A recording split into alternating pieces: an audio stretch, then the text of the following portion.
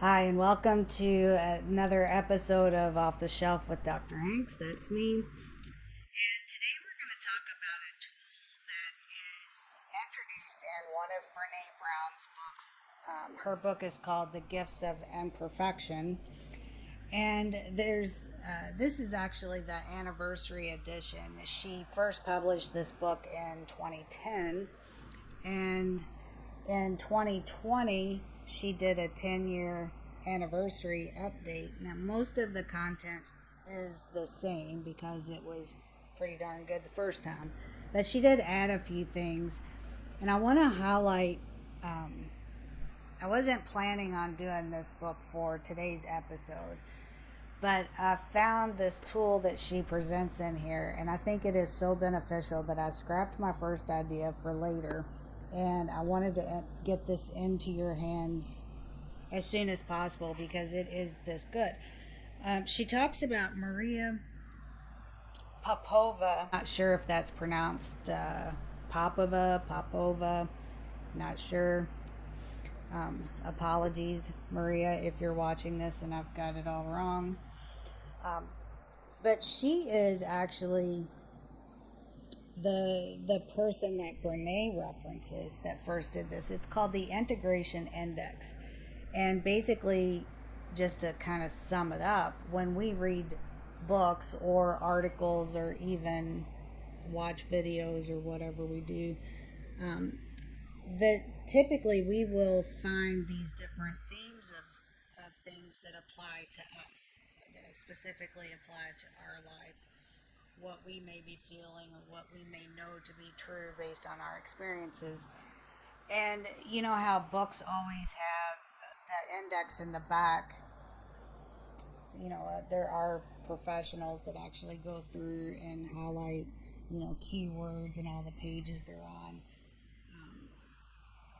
That is a very useful tool if you're kind of studying for something in general and you just have a keyword that you want to look up.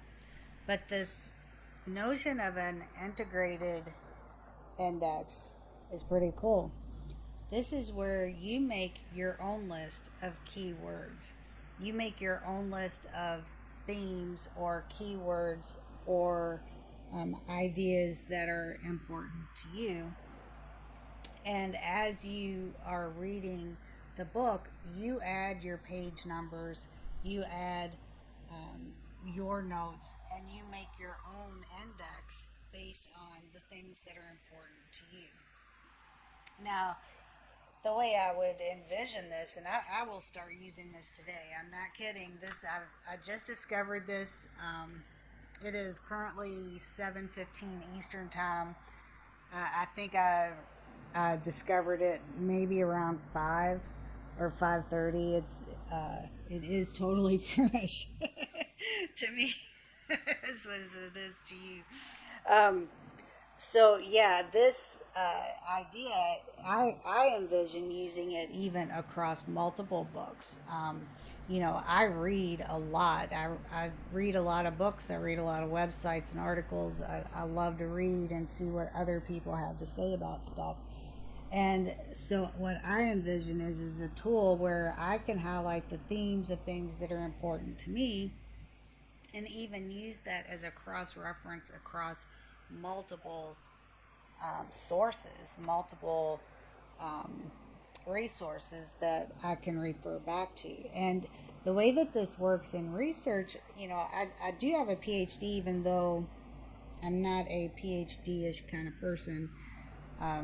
They use big words and, make things more complicated than they have to be as job security. And I could never buy into that. If I can't use it and put it in everyday language, then what good is it? So I may not sound very doctorish or whatever to you. I mean, probably, hopefully, just sound like a normal everyday person. But the way it works in research is what they teach us is if you find a similar theme or a similar opinion or research that supports a central idea, after you have, 3, 4, 5, however many different studies by different people who came up with the same thing, that's when you can have some confidence that it is, it's true, or it at least has some warrant to it. It's at least something that you can know is reliable and valid.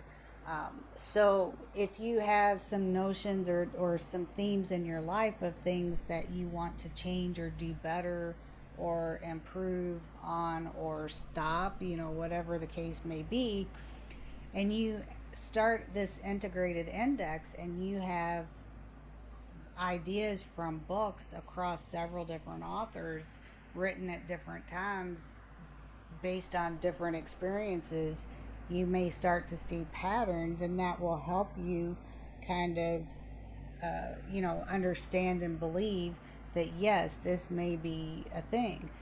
We don't have to believe everything we read. There's nothing wrong with reading things that people write that we don't agree with, or we don't necessarily believe that it's true, or whatever. It doesn't hurt to read it. You can discard it from your mind. You can disagree with it. Who cares? But if you really want to use your reading as a source of self improvement, self development, and you use this type of integration index where you are starting to see patterns across different books, people are starting to say the same things you've heard, maybe multiple times, then that can give you some confidence that what you're looking at and what you're thinking about is on track. And if you see that there are multiple people who have experienced something a certain way, then you can have confidence that if you set a goal and you want to achieve that, you can say, okay, it's natural for me to feel this way. This is normal part of the process, and I know this because I've seen this in XYZ books, and everyone seems to have the same opinion, and so this is going to give me confidence to keep going.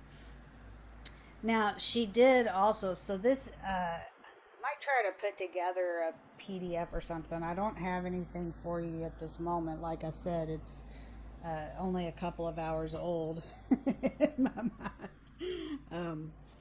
But she did actually give some examples in the book that I'll share with you. Some of the examples, and she says she uses these for, multiple books. So she has an index for that has keywords and themes that she uses in with every book, and then she also will have sometimes keywords or themes that are specific to a particular book. So some of the things that she has for everything that she reads, she has quotes, she has definitions. I want to work on this, a category called I want to work on this. She has a category for hard, like this is going to be a hard thing. And she has a category for talk about this with someone in particular, because it's something that she wants to share or engage with someone in particular on it. Dig into more research. Nerd alert. That's me. This is something where you may not, you may realize that you're just scratching the surface right now, but you want to make a note and research it a little deeper maybe when you have more time.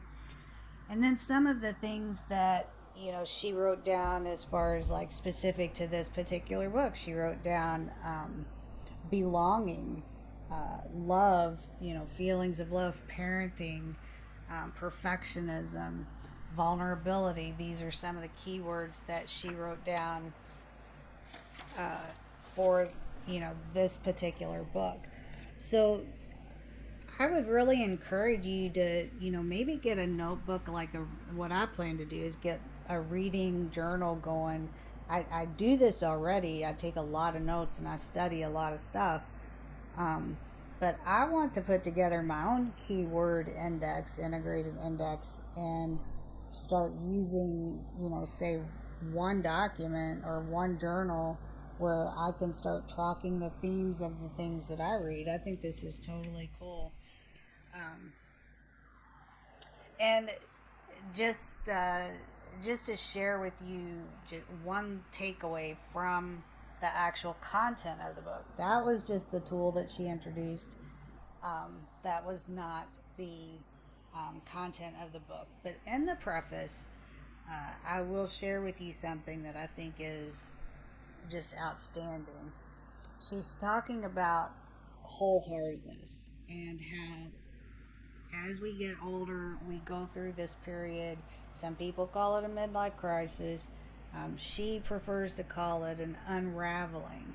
It's like things are unraveling and it's a journey and things are changing, and everything that we thought we wanted or needed or should do as when we were younger, when we get into get a little older, we realize that some of that stuff is no longer valid. It's not beneficial. It's not useful.